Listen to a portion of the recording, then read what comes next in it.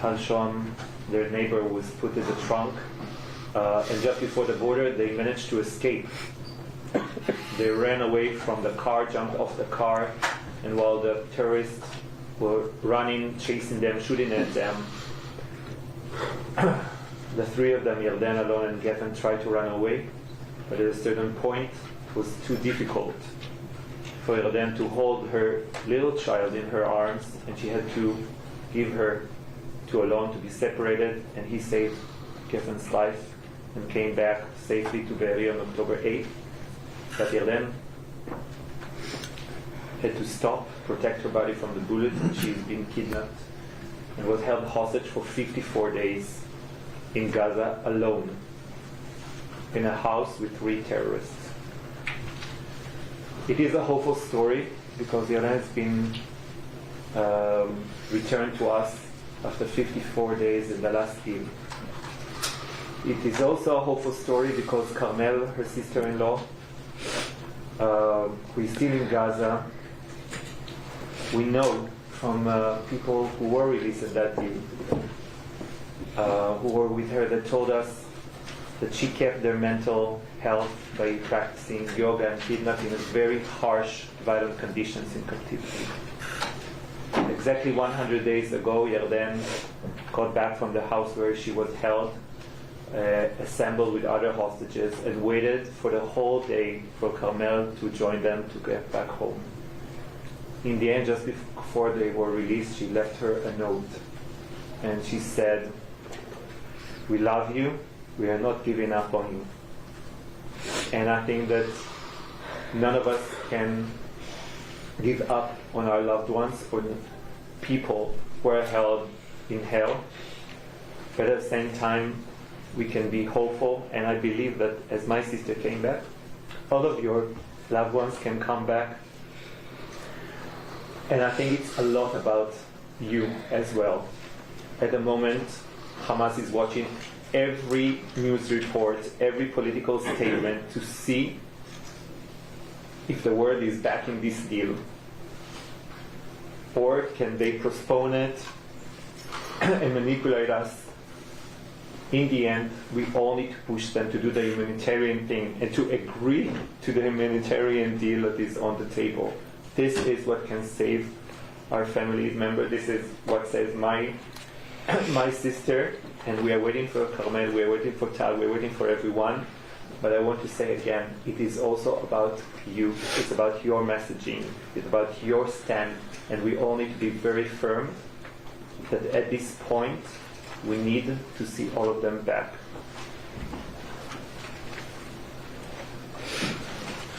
Good morning. My name is Inbal. I'm cousin of Tal. Tal was kidnapped from Kibbutz Be'eri with his wife and the kids. In my family, 7 people kidnapped and 3 were murdered.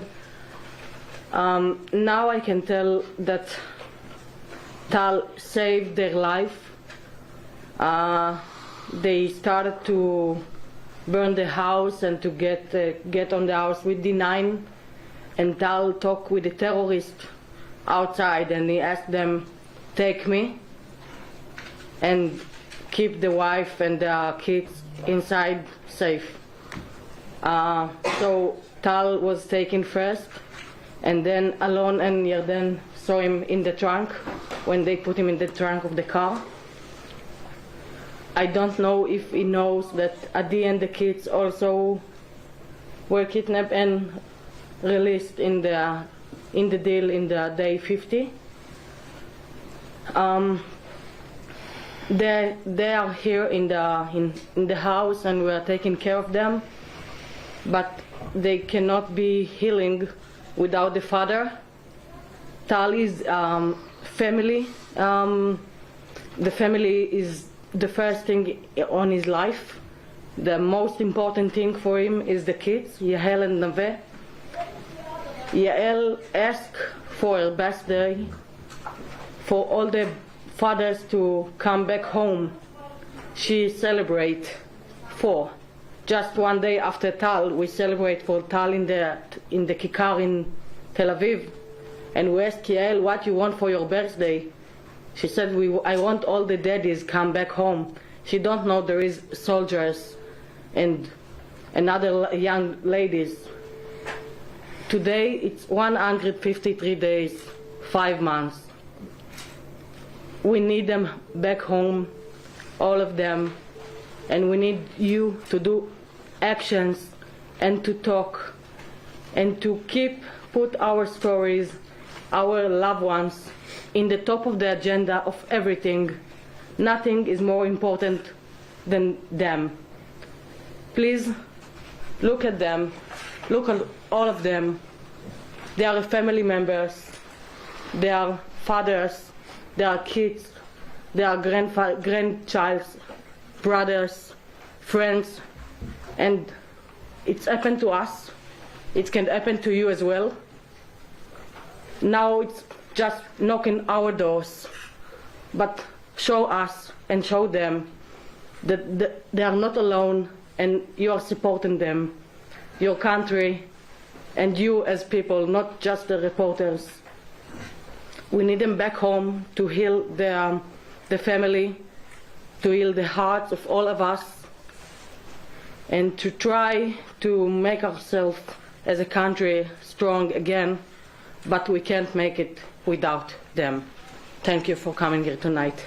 Tomorrow. This morning. Good morning. My name is Michal. I'm Elia Cohen's sister. Elia was kidnapped from his mother party on October 7th. And on that day, when Elia and Ziv, his girlfriend, started to hear alarms, they immediately ran to the nearest shelter to hide. About an hour later, the terrorists arrived, started throwing grenades and RPGs and shooting live fire into the shelter. Bodies fell on Ziv, and she was buried under the bodies for more than 3 hours, not breathing, thinking like she is dead. And this is how she was saved.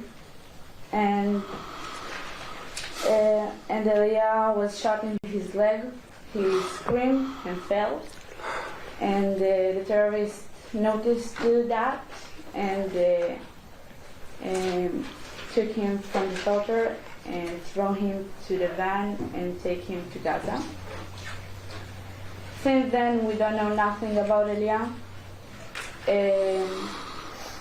We only know that Hamas does not give them a medicine and he is not treats their injuries, which means that Elia entered Gaza with a bleeding leg that he could lose her. He also experienced an epileptic attack 2 years ago that developed from stress and can erupt at any moment.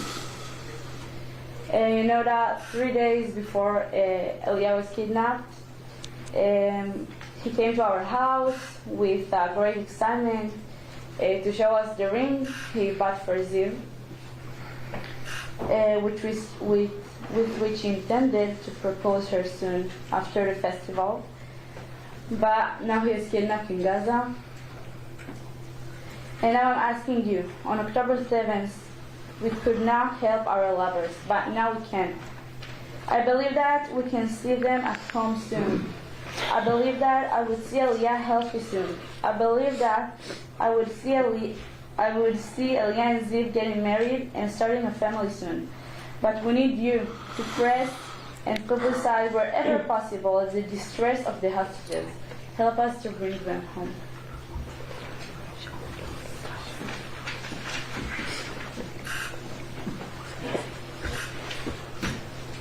My name is Orit, and I'm Almog's Meir Jan's mother. Almog was brutally kidnapped from Nova Festival to Gaza on October 7th. Almog, my son, is a happy boy. loved by everyone, by everybody, and sensitive. He has a special bond to his grandfather. His grandfather had a lower back surgery 2 weeks before Almog was kidnapped. The grandpa was handicapped, and Almog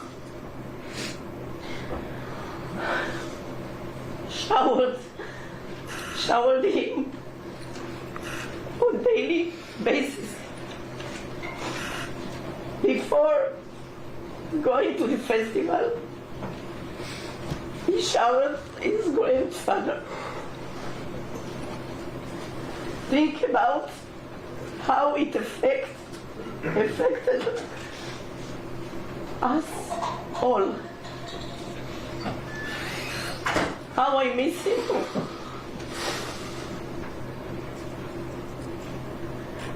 I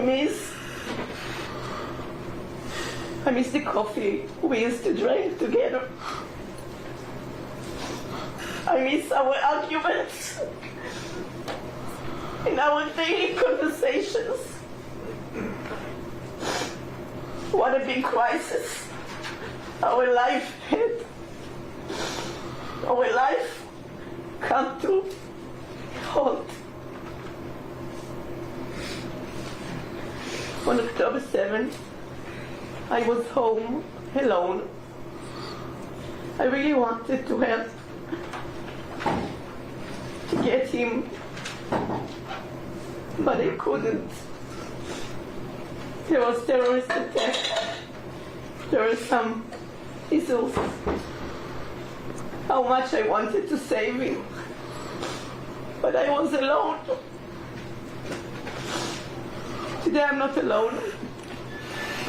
There are so many good people surround me who are taking actions to return the hostages.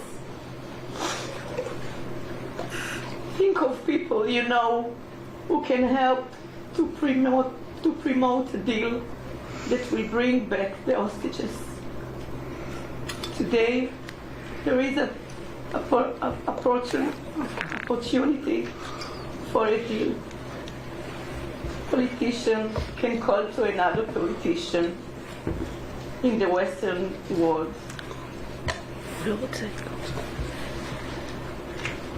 The Israeli government will put the hostages top priority and will do everything possible to bring them home. They don't have time.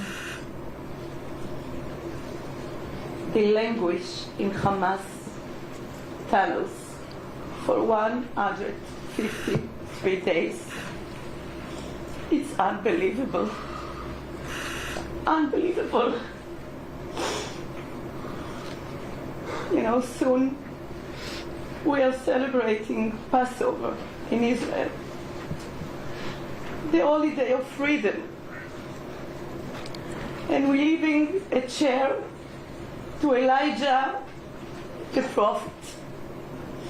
I want my son to sit with us.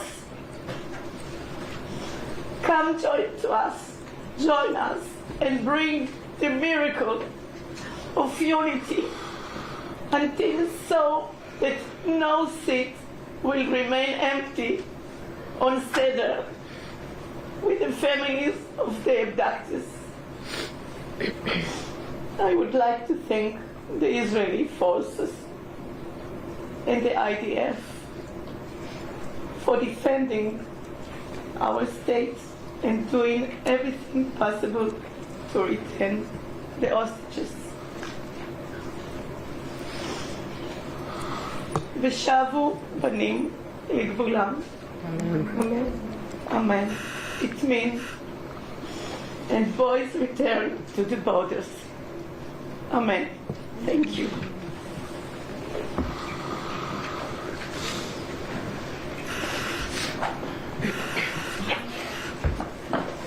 Good morning, everybody. My name is Yehuda Cohen, father of Nimrod Cohen, age 19. And Nimrod was stationed there as an infantry soldier to defend the border. He was kidnapped along with all his team while trying to defend the border, while trying to avoid the invasion of Hamas, trying to avoid the murdering and killing and slaughtering and raping of Israeli civilians. A few words about my son, age 19, he's a boy. A normal boy like every other boy. I got some pictures back 7 years ago where we were in London. He was a 13 years old boy. You can see at Greenwich in London Tower. I just want to say that you have a son, you have a family. We all normal people living our normal life, when suddenly, with no reason, the Hamas attacked our border for the only reason of killing, raping, burning, humiliating, and kidnapping people. It doesn't matter if they are civilians or soldiers. Soldiers were there to defend the border. Soldiers were not there to attack anybody in Gaza. And the simple word is, if 134 kidnappers would be marched from Gaza back to Israel, this whole issue, this whole suffering from both sides will end. So what we want after 153 days, 22 weeks, 5 months, to bring all our loved ones back home. We know he's alive there. Just to give another point of how innocent my boy is, we heard from kidnappers who returned words about him, and one of the things is that the day he was kidnapped, they were asking the kidnappers what medicines they need. He just did a tattoo a week before. And he was so innocent that he was asking if there could be a possibility to bring him a cream for the tattoo. Something that needs to be treated when the tattoo is fresh. I mean, he wasn't there to harm anyone. He was there to defend. He's an innocent boy. Hamas took innocent children, innocent women, and kidnapped them just for the spite of it. And we want them all back home. Thank you very much.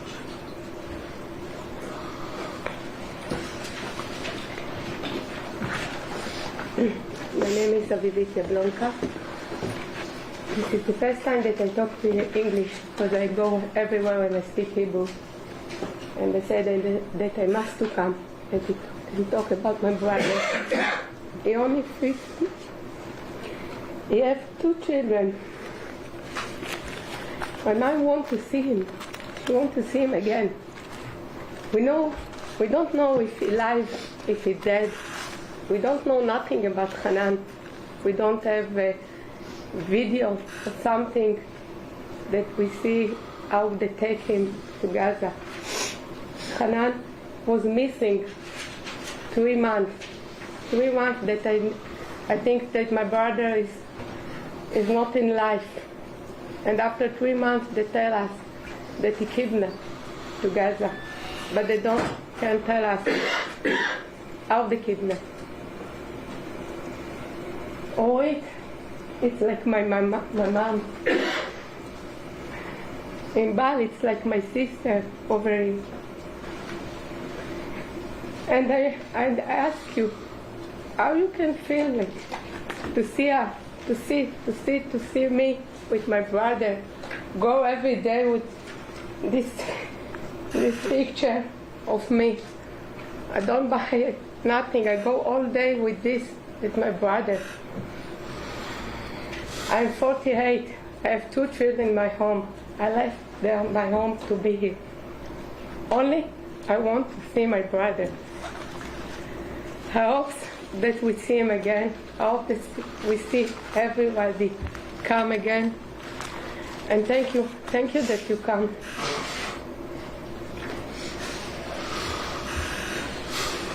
Thank you. Thank you, everyone, for sharing a little bit of what is happening in your lives and your loved one. Yes, please, questions. Lucy, can you introduce yourself?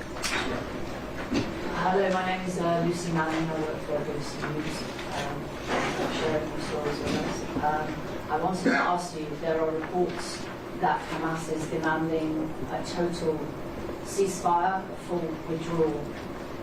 Is that something you would wish the Israeli government to accept? Let's say we wish anything done so the hostages will be released. We're not dealing with politics, we're not a part of the negotiation. We are the victims. And as the victims, what we want is that this issue will end, as I said before. All the hostages will be returned, and whatever agreement it will take, this is, of course, the responsibility of the government. They should do it and make sure everybody will come home. What happened afterwards, if it's politics, it's not our part. Is that something that will... I just want to try to reframe what you've asked.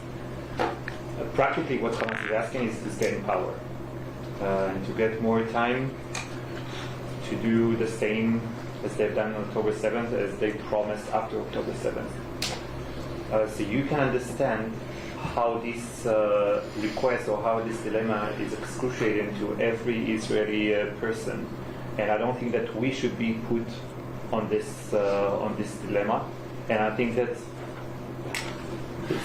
it's you that also need to be against these kind of demands. They should return the hostages as a part of a humanitarian agreement. That can also be humanitarian, of course, for the Palestinians. But I don't think that even the UK should adhere to a demand of a terrorist organization just to stay in power. Yes. John Ray from ITV News. Thanks for sharing your stories. Since you began talking, reports from Cairo say that the ceasefire talks have broken down, that Hamas have left the negotiating table. So what is it that you, who have so much at stake in this, what is it that you believe has to happen now in order for a ceasefire to come in and for your loved ones to come home? Again, we're not making the terms. We have a direct need, want of our beloved ones to come back. What it takes, it's a matter for the officials to do their negotiation, a matter of this dirty game, what to give and what to take. But I'm saying again, I'm emphasizing again, if 134 hostages will be marched from Gaza back to Israel, all this suffering on all sides will end. How negotiation will be done, we have no part of it, we have no influence. That would be very frustrating. That's frustrating. No. Yeah, of course. But that's why we are here. That's why we want to keep this issue on the table worldwide. And as been said here before, this is not only our problem. We are the frontier. What happened to us will happen to every other liberal Western country. This is just the beginning. If they succeed in Israel, they will continue, and they've done it in the past. We know the bombing in Madrid, we know the bombing here in London, in Canada. I mean, this is an international issue, emphasizing the Western world. So this issue needs to end. How it will be, this is the official responsibility to do, not us, governments. But this issue has to end, because there is a local issue of our problem, but it is a general issue worldwide. I will just say, I think that the answer is pretty simple. Immense international pressure this is what might bring Hamas back to the table. I've met with the Prime Minister of Qatar over a month ago, in the end of January, that we felt that it's a verge of a breakthrough of a deal. We are here now in March, and still there is no deal. I think that it's a humiliating act by Hamas towards the negotiators. And now it's the time for really an immense international pressure for Hamas to get back to the table and agree to a reasonable deal that is the deal which is on the table at the moment. Yeah, I'm from Channel News, Kieran. Just on the deal that was on the table, I think it's still on the table. I think we believe that it would only release about 40 hostages within 6 weeks. Would that be something that you would be in favour of, even though it would mean not all of the hostages being returned? Let's say every step towards the end, every hostage release is a blessing. Or in general definition, we need to start something. Once some agreement will start, some frame of agreement that will start with the first part, second part, etc., of releasing 40 and then releasing this and that. Starting something that will start is good because it's going to continue. It has a good chance to continue. So we want anything that will start anything, something that will be. It's good for the families. If we see someone come back, it's good for us. We know that they love that life over there, but now we sit here and we don't know nothing about everybody over there. We don't know if they live, if they dead, and we need to see him. If only one now come inside to Israel, we know that we have hope. This is what we need. We need hope. Yes, please. Kieran Marks, Time newspaper. Do you get any information or updates from the Israeli government on either the condition of hostages or the state of negotiations? No, because the Red Cross never got to see the hostages inside Gaza. We don't know about them, no, so the government can't tell us anything because they don't know. This is your time now to also put pressure on the Red Cross, UNRWA, whatever, to send people inside. We need information, we need signal of life from every one of them, and it must be immediately now. They supposed to do it in the last deal 100 days ago.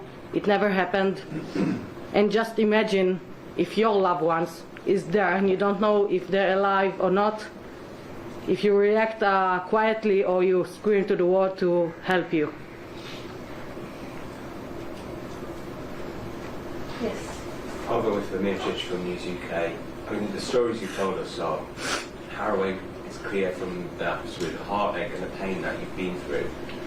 On the other side, there is thousands of people from Palestine who are also going through anguish and pain.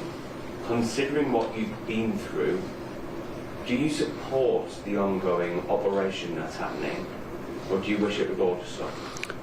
We hate to see anyone suffer. Israelis, Palestinians, it doesn't matter. But we are here to get our loved ones back. And if you want to ask someone this question, I think you need to ask Hamas. We all saw them hiding behind children, trying to avoid being arrested. We all saw them firing missiles and hitting Palestinian homes and killing innocent civilians. We all saw them shooting innocent Palestinians whose only crime was that they wanted to get some food for their families. We do not hate anyone. We just want to get our loved one back, and we want to end the suffering of everyone. You must remember that we didn't start that war. Until the 6th of October, there was a ceasefire between us and Gaza. And what happened on the 7th of October just turned things over and over again. The whole world has changed. Our world has changed. We didn't start it. But in a war, as in a war. And I don't know, but if you know that the IDF is one of the most humanitarian army in the world. And they do help citizens there as much as they can. Little children, old women, of course. So what's happening there, they started it, they wanted it. I don't know what they got in their heads, really. But we have to defend our own people. We want to bring them home. What happens afterwards, it's up to the governments. We are not politicians. We are family members that wants the family members back home. You know, Kfir Bivas, the baby, he celebrate 1 year in Gaza. Just imagine if it was your child or your grandchild, your brother. They're not just a poster. They are someone's family. They are our family. They are your family as well. They're not only ours. Please try to imagine that they are your family as well. They are not just a poster. Everyone has a family that's waiting for him at home. Everyone has a family. Everyone has dreams. Everyone wants to live, wants to live. Want to stay. Hey, Almog and Hanan go only to dance in Festival Nova. They don't believe that someone take him to Gaza. They don't do nothing for them. Why they only could go to dance with their friends, all the friends, they are dead, all the friends of Hanan. Why? Ask them, why you take them? What they do for it? What Hanan do? Why? Because he danced? Why they take him? He do something for people over there? I don't think. Andy. Andy here in Daily Mail. I know that today for International Women's Day you launched a campaign with a hashtag Bring Back Our Girls. This is obviously a hashtag that went viral in 2014 when Boko Haram abducted women. It was made famous by leading figures like Michelle Obama. I wondered what you made of the silence of women like that and whether you want to talk a little bit about the campaign. I think that the fact someone keeps quiet over those horrific stories that we all heard means that they are hypocrites. Human beings are human beings. It doesn't matter if they are Israelis, if they live in Nigeria, if they live here in the UK. We are all human beings, and evil should be destroyed. That's it. You can add to that how the UN ignored this issue of raping and torturing of women. We have now the report of what happened on the 7th of October of raping and murdering of women, and the Chief of Staff of the UN doesn't want to have anything to do with it, any meeting in the UN to discuss it. So yeah, big hypocrisy is going on. Yes. Nick Cullen with The Economist. We're all hearing your pain, but there is a kind of love because just wonder kind of what is it that you say to the families of thousands of Palestinian prisoners, many of whom were also held without trial, who've been taken from their homes, whose loved ones are also waiting for them to come back. So what would you say to the family, for instance, of Marwan Barghouti, who's at the top of the list, I think, for this prisoner exchange? do you believe that they should happen, and what are you doing? What is your message to the families of those Palestinians who also being held? Excuse me, this is the most ridiculous bat I've heard since October 7th. What is the connection between prisoners that are held, and many of them are trialed for murder by acts of terrorism and murder, and my sister, who is the physiotherapist, who worked with Palestinians in East Jerusalem and treated them and was completely innocent, taken from their home. Why are you asking us this question? It has nothing to do with each other. The fact that Hamas is preferring to deal with prisoners instead of protecting their own civilians, it's a matter of Hamas. We deal with it because this is their demands. Okay? And of course, we are trying to adhere to what is feasible for a negotiation. But really, I think that it's the most weird but that I've heard, and I heard many questions in the last 5 months. From those who haven't spoken, I mean, do you have any message to the families?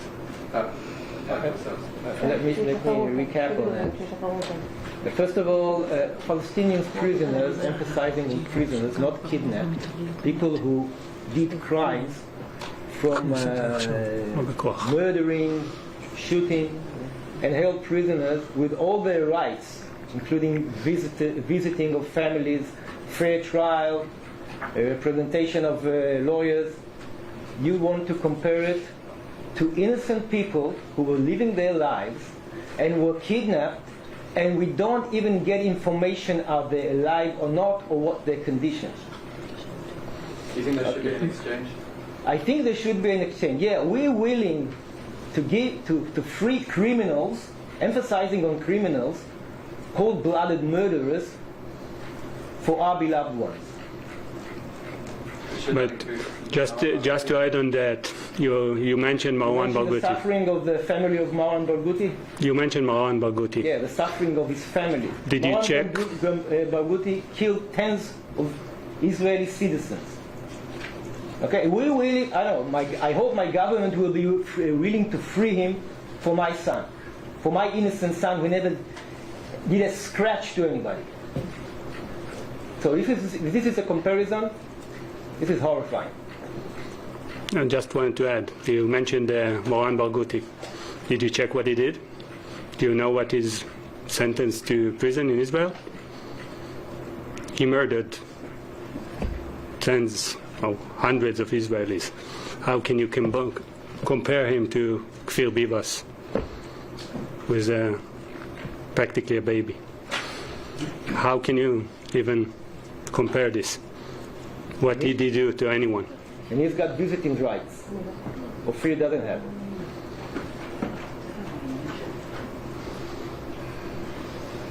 Another question?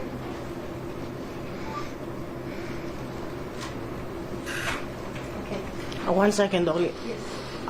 You talk that it's the International Women's Day. We know from first-hand talking about sexual violence against men. I'm sorry, my friends. And you are quiet about everything. How can you sleep at night? By knowing that our brothers, your brothers, is getting, I don't know what they're doing there, what they're doing to them, to the ladies, to the men, to the baby, to the kid. As a woman, I'm terrified for everyone. If the young ladies are pregnant, it's 5 months now. You can't even imagine how the mothers of the women living with the knowing of maybe they having a baby now from the Hamas. I'm terrified for them. I'm terrified for the men, for the old men, for the young one. I'm terrified for Kfir that it might not having child meal as or milk, or if it's not with Shiri, his mom, how you can sleep at night? Look at us, look at them, all the time. Keep them in the top of the agenda. Keep them in the top of everything. They must come home now, immediately now. We want them alive, and we also need the ones that are not alive anymore. Everyone got to return home, and they don't have time to wait. Please put it in the top of everything. Thank you. One last thing that someone wants to say? Go on. I just want to emphasize again the sentence, one simple sentence. If 134 hostages will be marched from Gaza back to Israel, suffering from all sides will stop. Thank you. Yeah, and I'll add that none of us would have ever imagined that after 5 months we'd still be here discussing the fate of our hostages. It's horrible, it's beyond comprehension. So we really need you to emphasize their message and to bring it to the UK and to the world. Thank you very much for accepting to speak, and thank you for joining us this morning. Again, for those who are interested in one-on-one interviews with some of the members, please talk to me or to Or or to Ilan, I can see him, and we'll arrange that.